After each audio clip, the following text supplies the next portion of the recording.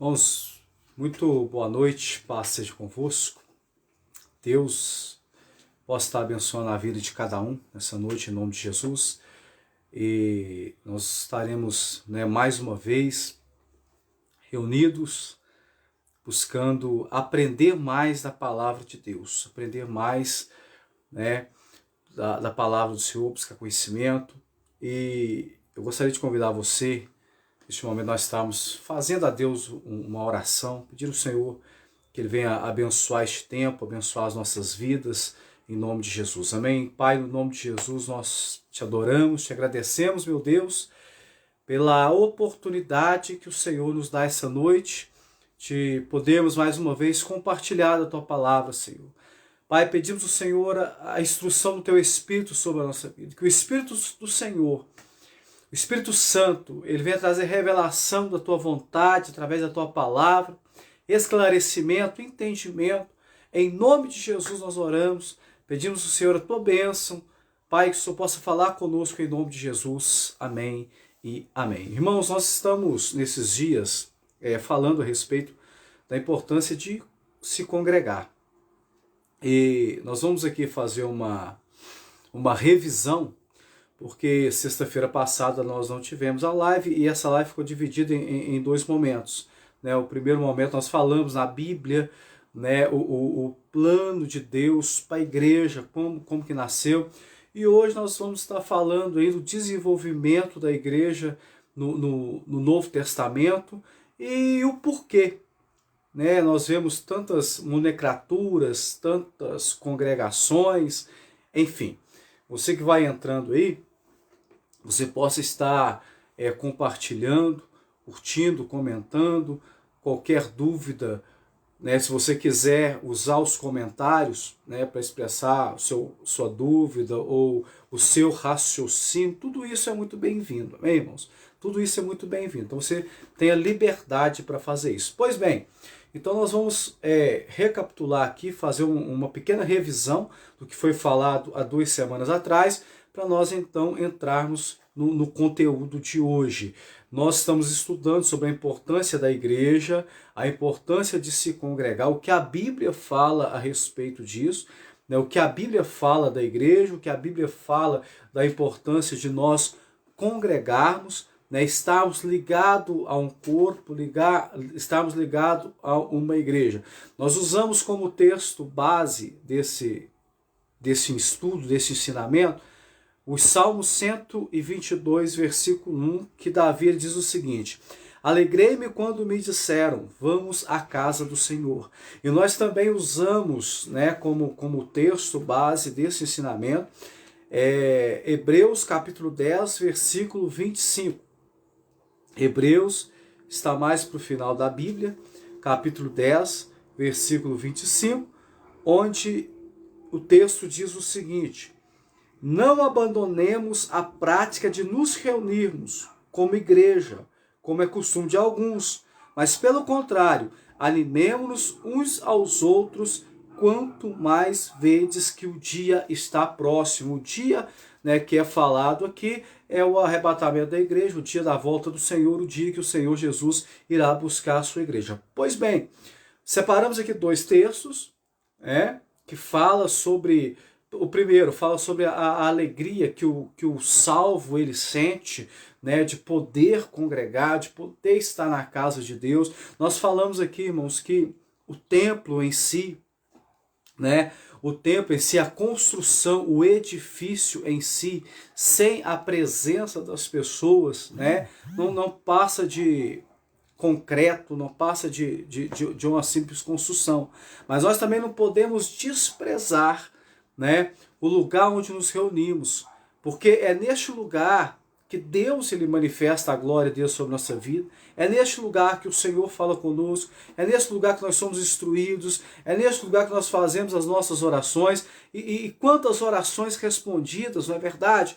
Então nós não podemos de maneira nenhuma, e o salmista Davi ele fala: Senhor, eu amo a habitação da tua casa, porque é o lugar onde o Senhor manifesta a sua glória. Então nós temos que entender isso, nós temos que valorizar sim, né? Eu valorizo muito a igreja onde eu congreguei, e hoje a igreja onde, pela graça de Deus, eu pastorei, porque eu sei que é ali onde Deus tem falado comigo, é onde Deus tem me abençoado, onde eu tenho sido instruído, onde eu tenho visto a glória de Deus se manifestar. Pois bem, nós mostramos na Bíblia, né, o projeto de Deus, primeiro passando pelo tabernáculo, depois pelo templo, né? E nós vimos que em tudo Deus ele tinha um projeto, um plano, né? Tinha um lugar para o seu povo se reunir. Nós vemos que a primeira vez que se faz menção da palavra igreja nas Escrituras, na Bíblia Sagrada, foi quando Jesus, em Mateus, no Evangelho de Mateus, quando Jesus estava reunido com seus discípulos, então Pedro faz a confissão. Pedro diz: tu és o Cristo, o Filho do Deus vivo. E Jesus ele fala: Pedro, você é bem-aventurado, porque não foi carne nem sangue que te revelou isso, mas foi o Espírito de Deus. E eu te digo, tu és pedra, e sobre esta pedra, que pedra? A confissão de Pedro, não sobre Pedro. Temos que entender isso. Não sobre Pedro. Existem pessoas que acreditam que a igreja de Jesus está edificada sobre Pedro. Não. Pedro, homem como eu e você, pecador. Ela está edificada sobre a confissão de Pedro, que Jesus Cristo é o Senhor. Então a igreja ela está edificada sobre essa sobre essa confissão. E toda igreja que ensina, toda igreja que prega e mostra que Jesus Cristo é o Senhor, aí a palavra que diz que as portas do inferno não prevalecerão contra essa igreja, ela se cumpre. Então, em suma, é isso.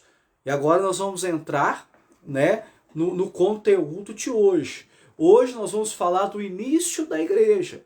Porque até então o que nós vimos, relacionado ao Antigo Testamento e até a declaração de Jesus, a afirmação de Jesus, tudo isso foi um protótipo, né, uma preparação de Deus para a instituição da igreja.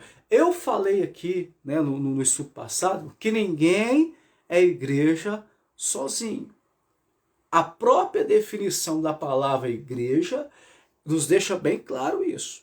Igreja é uma assembleia, é uma reunião, é a congregação ou a reunião dos santos. Ninguém é igreja sozinho. Para ser igreja, nós temos que estar reunidos em comunhão, ligados, né? Enfim, vamos entendendo isso. Pois bem, dentro do Novo Testamento, e se você está com a sua Bíblia em mãos, deixa ela aberta no livro de Atos, porque nós vamos trabalhar aqui alguns textos, né, que está no livro de Atos dos Apóstolos. Então deixa a sua Bíblia aí aberta no livro de Atos, e nós vamos aqui entender, porque o livro de Atos fala sobre a implantação da igreja. E uma curiosidade, o livro, segundo alguns estudiosos, eu acredito nesta linha de raciocínio desses estudiosos, presta atenção, segundo alguns estudiosos, de todos os livros da Bíblia que estão fechados, o livro de Atos do Apóstolo é o único livro que continua aberto, que continua sendo escrito. Por quê? Porque o livro de Atos nos fala da história da igreja. E a história da igreja, ela continua sendo escrita por nós hoje, né? Por todos os crentes no Senhor Jesus, à face da terra. Então a história da igreja, ela continua, nós continuamos escrevendo a história da igreja, né? É um ponto para nós pensarmos. Porque quando nós olhamos para a história da igreja primitiva, e nós iremos compartilhar algumas coisas aqui nessa noite, nós vemos uma história gloriosa, uma história embasada na palavra, no jejum, na oração, na pregação. Nós vemos essas quatro colunas sustentando a história da igreja primitiva: jejum, oração, palavra e comunhão. E hoje, a igreja moderna. Será que quando nós olhamos para a igreja moderna hoje, nós conseguimos perceber, né, essas quatro colunas, essas quatro bases tão importantes que sustentaram a igreja primitiva E a igreja primitiva, ela não tombou, ela não caiu diante das inúmeras perseguições, crentes sendo apanhados, sendo presos, queimados vivos, lançados na cova dos leões, né? E no meio de toda essa turbulência, a igreja só crescia, a igreja só se expandia. Por quê? Porque essas 4 bases, palavra, oração, jejum e comunhão, elas eram muito fortes na vida dos cristãos da primeira igreja, da igreja primitiva. Então, são bases, são sustentações que nós temos que trazer para a nossa vida, para a igreja moderna hoje. A igreja moderna precisa muito dessas bases. Repito, palavra, oração, jejum e comunhão. É isso que sustenta a igreja e faz a igreja prevalecer. Pois bem, vamos para o início da história. Olha, embora haja uma revelação do projeto da igreja, como nós vimos aqui, o projeto da igreja lá atrás, no Antigo Testamento, na Bíblia, toda a Bíblia, o projeto foi executado pelos apóstolos. Então, onde começa a história da igreja? Você que está com a Bíblia em mãos, Atos capítulo 2, 42 ao 47. Olha o que esse texto vai nos falar aí, meus irmãos. Atos capítulo 2, versículo 42 ao 47. Está escrito assim: E eles perseveravam no ensino dos apóstolos, na comunhão, no partir do pão e nas orações. As bases que eu acabei de falar aqui, né, que sustentava a igreja no seu início. Pois bem, versículo 43. Em cada um havia temor, e muitos sinais e feitos extraordinários eram realizados pelos apóstolos. Versículo 44. Todos os que criam estavam unidos e tinham tudo em comum. Vendiam suas propriedades e bens e os repartiam com todos, segundo a necessidade de cada um. Aqui está a comunhão, né? Nós falamos aqui. O versículo 46, olha o que diz. E perseveravam de comum acordo todos os dias no templo. Veja que eles congregavam. Veja que eles se reuniam, mas não somente no templo. Olha o que o texto continua dizendo. E partindo o pão em casa, comiam com alegria e simplicidade de coração, louvando a Deus e contando com o favor de todo o povo. E o Senhor lhes acrescentava a cada dia os que iam sendo salvos. Presta atenção. A história começa aqui. A história da igreja na terra, do ato de se congregar, né, do ato de se reunir para uma adoração pública, comunitária e pública, como nós temos falado aqui, começa aqui. Alguns versículos acima, dentro do contexto, nós vamos ver Pedro ele pregando para uma multidão. E quando ele termina de pregar àquela multidão, a Bíblia diz que 3.000 almas aceitaram Jesus e foram batizadas. Ali começa a igreja. A igreja começou com 3.000 almas. Olha que coisa poderosa, né, irmãos? Uma pregação onde 3.000 almas se converteram e foram batizadas. E ali começa a história da igreja. Então o povo começa a se reunir no templo para adorar a Deus, mas não somente no templo, como nós vemos no texto. Também de casa em casa. Eles se reuniam. Isso aqui, irmão, só vem fortalecendo o pensamento, né, que eu falei aqui no nosso encontro passado, de que ninguém é igreja sozinho. Nós somos igreja quando nos reunimos, né? Então nós somos igreja. Então a história da igreja começa aí, com essa conversão de 3.000 almas. E a Bíblia vai falar que o Senhor ia acrescentando, né? Dia a dia, ia se expandindo, ia aumentando. Agora preste atenção nisso. A era apostólica teve seu início depois da ascensão de Cristo. quando Cristo ele é assunto ao céu, ele é ascendido ao céu, então começa a era apostólica. Ou seja, os apóstolos começam então o trabalho ao qual o Senhor Jesus os deixou responsável, que era difundir o evangelho, pregar o evangelho a toda criatura, espalhar, né, as boas novas de salvação. Em seu início, as igrejas estavam concentradas em Jerusalém, sob a supervisão dos apóstolos. Então, as igrejas estavam concentradas em Jerusalém, debaixo da supervisão dos apóstolos. Isso no início do Evangelho.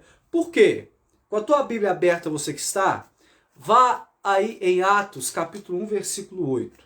Olha o que Jesus falou com os discípulos, antes da história da igreja começar. Preste atenção. Atos, capítulo 1, versículo 8. Olha o que está escrito. Mas recebereis poder quando o Espírito descer sobre vós, e sereis minhas testemunhas, tanto em Jerusalém, como na Judéia, Samaria e até os confins da terra. Olha que coisa poderosa. A visão de abrangência do Evangelho. O que Jesus ele deixou determinado aos discípulos. Vocês serão minhas testemunhas em Jerusalém, Judéia, Samaria e vai alcançar até os confins da terra. Seria como se fosse assim nos nossos dias. Igarapé, Minas Gerais, Brasil e o mundo, né? Então, esta foi a ordem do Senhor Jesus. Ele falou à igreja, falou, vocês vão ser revestidos de poder. E sendo revestidos de poder, vocês vão testemunhar em Jerusalém, mas não vão ficar só em Jerusalém. Vocês vão expandir Judéia, Samaria e vão chegar aos confins da terra. O evangelho tem que se expandir. Então, esta foi a determinação de Jesus. Mas presta atenção. Olha o que aconteceu nesse início. Eu disse aqui que a igreja ela se concentrou em Jerusalém, sob a supervisão dos apóstolos. E em Jerusalém, a igreja ela ficou concentrada durante 2 anos. Durante 2 anos, a igreja ficou ali, em Jerusalém. Mas a ordem de Jesus era expandir. Não era permanecer somente em Jerusalém, mas era ganhar o mundo. O evangelho tinha que ganhar o mundo para chegar até nós hoje. Tinha que se expandir para chegar até nós hoje. Então, preste atenção, os discípulos estavam ali. Os apóstolos estavam ali, pregando, reunidos no templo, congregando, adorando a Deus, louvando, e aquela coisa toda. E acaba que ficou dentro de um comodismo. E isto durante 2 anos. E aí o que Deus ele faz para lembrar os apóstolos que eles tinham que sair? O que Deus ele faz para lembrar para os apóstolos que eles tinham que expandir? A igreja não podia ficar só em Jerusalém. A igreja tinha que crescer, a igreja tinha que ganhar o mundo. Em Atos, capítulo 8, versículo 1, vai nos falar, se você ler, eu não vou ler esse texto agora, vamos ler o outro, mas presta atenção. Vai nos falar da primeira grande perseguição que a igreja enfrentou. A primeira grande perseguição que a igreja enfrentou. Começou com a morte de Estevão. Quando Estevão ele é morto, no capítulo 7 de Atos, a pedrada, uma grande perseguição no capítulo 8 se levanta. Uma perseguição encabeçada, liderada por Saulo, que viu Estevão sendo morto a pedradas e dentro dele acendeu a chama da perseguição. E ele começa a perseguir a igreja. Agora, abra a tua Bíblia, você que está com a Bíblia em mãos aí, em Atos, capítulo 11, versículo 19. Olha que coisa interessante. Olha como que Deus ele faz as coisas. E aqui eu quero que você entenda que você tem que usar a sua fé. Presta atenção. Atos 11, 19. Olha o que está escrito. A perseguição começou com a morte de Estevão, em Atos 7. Em Atos capítulo 8, ela se instaurou, né? Aumentou a perseguição aos discípulos. E olha o que acontece aqui em Atos, capítulo 11, versículo 19.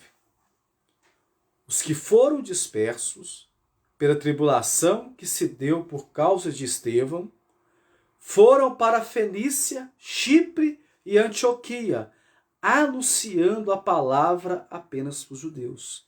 Olha que coisa interessante.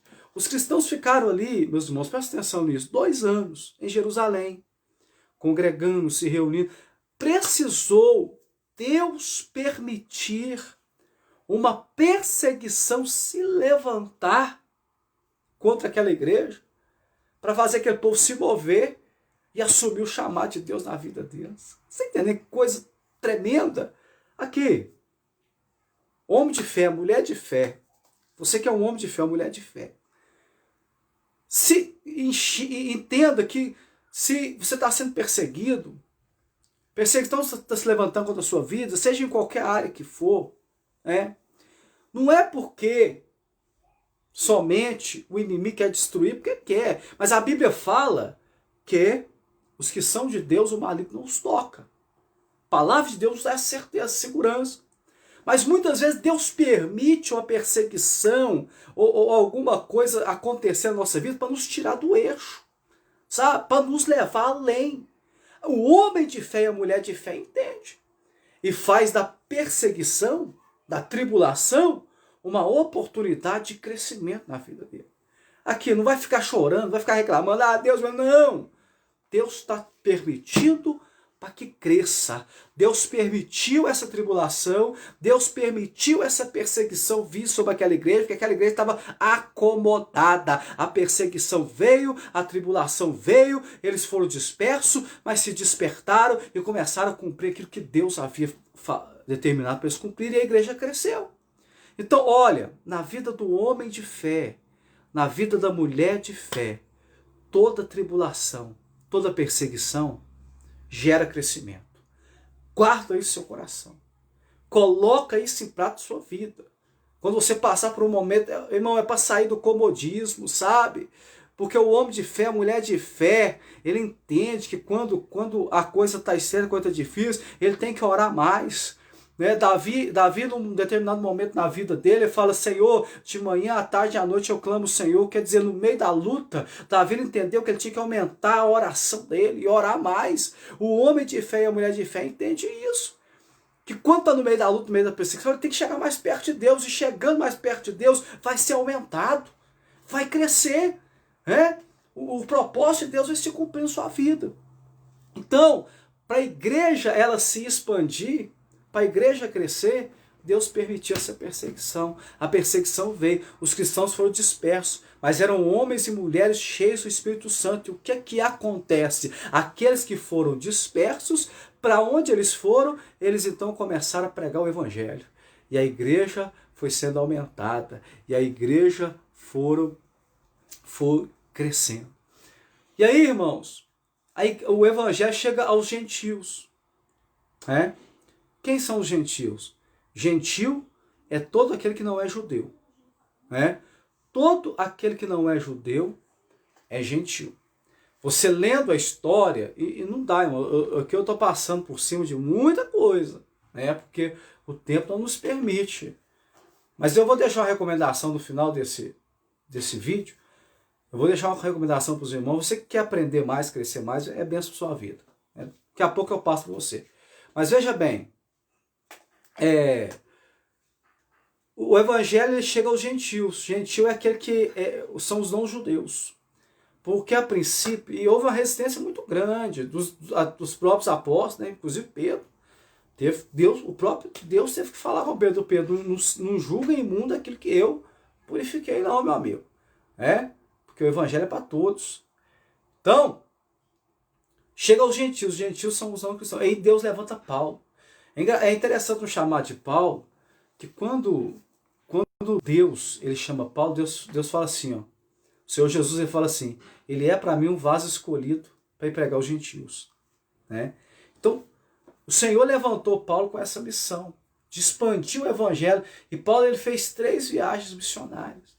E nas 3 viagens missionárias que Paulo faz, ele prega aos gentios. E toda cidade que Paulo ele chegava, ele ficava ali, ele ficava 2 meses, 6 meses, 2 anos, 3 anos. Mas quando Paulo saiu dali, havia uma igreja implantada. Paulo, presta atenção, Paulo chegava e ia para dentro de uma casa, pregava aquela família, discipulava aquela família. E ali começava a segregar pessoas daquela família. Quando Paulo ia embora, ele deixava uma igreja com obreiros capacitados para cuidar daquela igreja, daquela cidade. E assim, meus irmãos e minhas irmãs, a história da igreja ela começa, né? A história, aquilo que lá no Antigo Testamento era um plano, era um desenho, era um rascunho, era uma sombra, ela começa a ser estabelecida na terra. Aquilo que o Senhor Jesus ele falou para Pedro, eu vou edificar a minha igreja, começa a ser estabelecido na terra. Talvez uma pergunta que cabe aqui agora para nós é: por que existem várias placas de igreja? Por que existem várias denominações? Primeiro eu quero saber dos irmãos, se você está entendendo, curta. Se você está entendendo, se manifeste no comentário, só para eu saber que você está pegando a visão, né? Às vezes é muito difícil, irmão. A gente fica aqui falando e olhando para a câmera, né, do celular, mas assim, o coração fica, será que o povo está pegando? Será que o povo está entendendo? Será que está sendo bem, está sendo claro, né, a explicação? Então, se você está aí entendendo, se está sendo claro, né, por favor, se manifeste de alguma maneira para eu entender que você está entendendo. Os comentários também estão abertos para você. Se você quiser mandar um comentário, quiser fazer uma pergunta, por favor, fique à vontade. Então, veja bem. Talvez a grande pergunta que acaba aqui agora é essa. Por que de várias congregações hoje? Porque até então, irmãos, nós falamos aqui da igreja se expandindo. O evangelho se expandindo, a igreja sendo edificada, né? E a igreja é o que? A congregação dos santos, os santos se reunindo para adorar a Deus, né? Para cultuar a Deus, isso é igreja. Isso é igreja. Então, até então nós vimos. Mas em momento nenhum na Bíblia nós vamos encontrar lá, ó, Igreja Assembleia de Deus, Igreja do Evangelho Quadrangular, Igreja Universal do Reino de Deus, né? Igreja Presbiteriana. De onde saiu isso? De onde nasceu isso? Presta atenção. No início, os discípulos e os cristãos, eles eram chamados de seguidores do caminho, no início. Por quê? Porque Jesus ele disse, eu sou o caminho, a verdade e a vida. Então, os cristãos, eles eram chamados de seguidores do caminho. Não era chamado de quadrangulares, assembleanos, batistas. Não. Eram chamados de seguidores do caminho. Porque Jesus disse, eu sou o caminho, a verdade e a vida. Também eram chamados de nazarenos, né? Porque Jesus de Nazaré. Seguidores de Jesus de Nazaré. Então, os nazarenos. A Bíblia fala em Atos que em Antioquia, pela primeira vez, os discípulos foram chamados de cristãos. Agora, só a título de conhecimento para você saber. E se você sabe, para refrescar sua memória. Cristão, por exemplo, hoje, eu tenho o maior orgulho de ser chamado de cristão. Quando alguém olha para mim, sem me conhecer, né, sem saber quem eu sou, e fala assim, não, você é cristão? Irmãos, eu me sinto lisonjeado. É porque essas pessoas identificam em nós a imagem de Cristo. Porque a palavra cristão quer dizer isso, aqueles que se assemelham a Cristo, aqueles que são como Cristo, né? Mas só que nessa época, quando alguém falava, olha os cristãos, não era tido como um título de honra, não. era dito com zombaria, para zombar dos discípulos, né? Ah, esses aí são cristãos. É igual a palavra crente hoje, né? Crente é todo aquele que crê. Mas muitas pessoas usam essa palavra crente no sentido de zombaria, né? Ah, ó o crente. Ainda mais se o cristão faz alguma coisa errada, né, irmão? Ainda mais se o cristão faz alguma coisa errada. Ó o crentinho, a crentinha, ó o crente. Não se diz zombaria. Então essa palavra cristão, ela foi usada lá no começo nesse sentido, né? As pessoas usavam essa palavra cristão para zombar. Zombar dos seguidores de Jesus, né? Tá, pastor. Mas de onde saiu esse monte de denominação que a gente vê hoje aí? Cada dia aparece uma nova. Essa coisa toda. Irmãos, olha, por que disso? Né? Eu vou passar para vocês aqui uma visão minha. Isso eu não li em lugar nenhum, né? É uma forma, é uma linha de pensamento que eu tenho a respeito das inúmeras congregações que existem hoje. Assembleia, Batista, Quadrangular, Presbiteriana. Aí a Assembleia Batista se divide num monte, né? Renovada, Carismática, um monte de coisa aí. Então, Universal do Reino de Deus, Mundial do Poder de Deus, Igreja da Graça, enfim. Essas nomenclaturas que nós vemos hoje. De onde saiu isso? Né? Eu entendo o seguinte. Quando Deus ele instituiu a nação de Israel, Deus instituiu 12 tribos. 12 tribos, lá no Antigo Testamento. Né? Os filhos de Jacó se tornaram as 12 tribos que juntas constituíam a nação de Israel.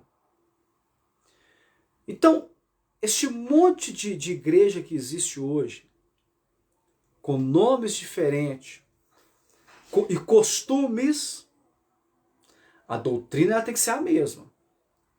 Doutrina é uma coisa.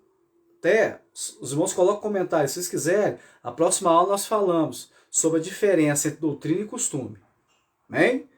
Se os irmãos quiserem, comenta aí que no próximo estudo nós trazemos isso, a diferença entre doutrina e costume. Muito bem. Doutrina é uma só. Agora, costume é diferente. Né? Por exemplo, o costume da Assembleia não é o costume da Quadrangular. O costume da Batista. São costumes diferentes. Mas a doutrina, o ensino, tem que ser um só. Porque saiu disso aqui, é anátema, é maldição. Qualquer um que pregue outro evangelho, seja amaldiçoado. Então, por que existe as várias tipos de igreja? Veja bem, vamos voltar a Israel. Eram 12 tribos, correto? Se você fizer um estudo sobre as tribos de Israel, você vai ver que cada tribo tinha o seu costume, o seu jeito. Né?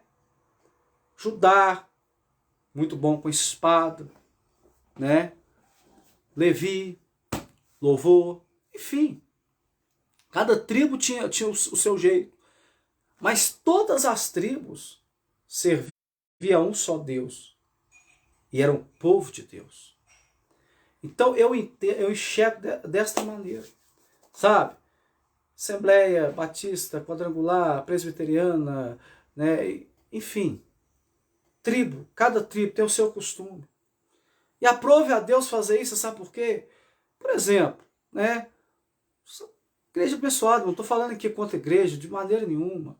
Eu estou falando de costume. Por exemplo, eu sou quadrangular, sabe? E quando eu me converti, eu visitei várias igrejas, mas eu não consegui me adaptar a quadrangular. Assim, como tem muito assembleiano que não vai se adaptar ao quadrangular, é assembleiano, muito batista que não vai... Vocês estão entendendo onde eu quero levar, onde eu quero chegar com essa linha de raciocínio? Então, meus irmãos, né, existem várias igrejas, várias nomenclaturas com seus costumes, é porque nós somos diferentes. O povo é diferente, mas nós não devemos nunca nos esquecer quer seja batista, quer seja presbiteriano, quer seja quadrangular, quer seja assembleano, quer seja universal, quer seja graça, quer seja qualquer...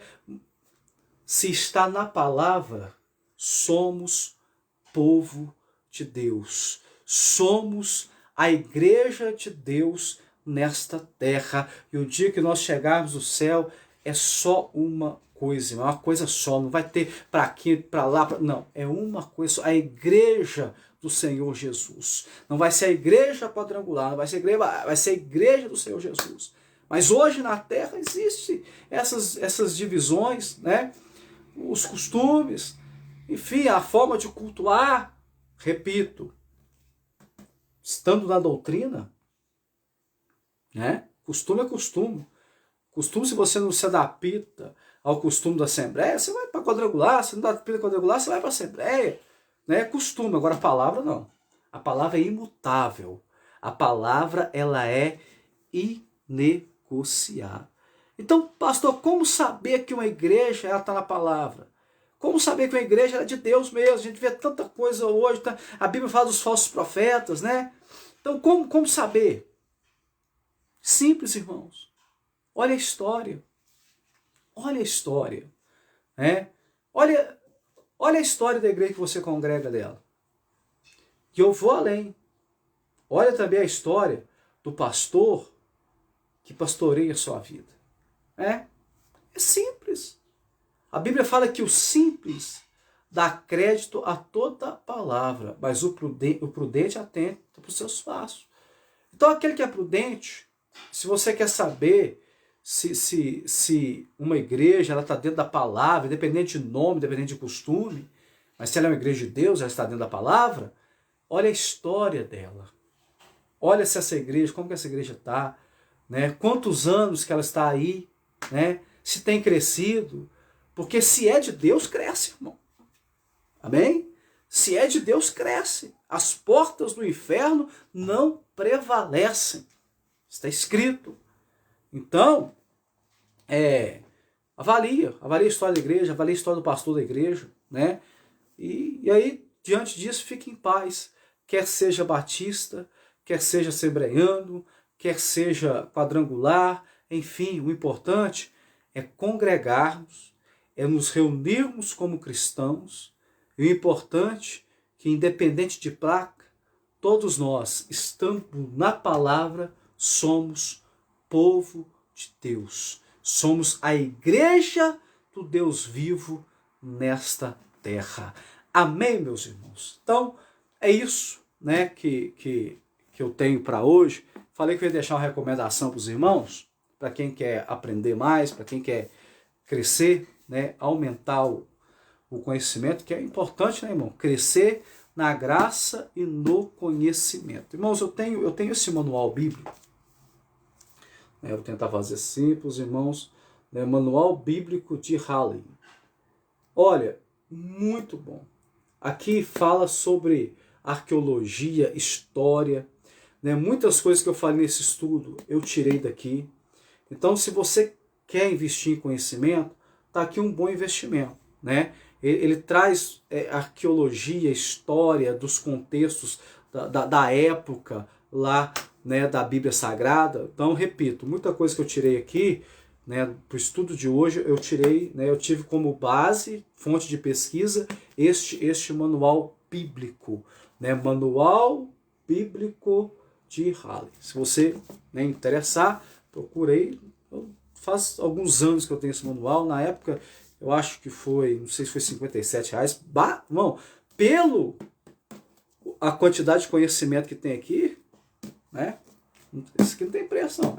Aconselho você estar adquirindo. Então, olha, Deus abençoe vocês. Fica aí, tá? Se os irmãos quiserem, pode comentar no vídeo ou manda lá nos grupos de WhatsApp.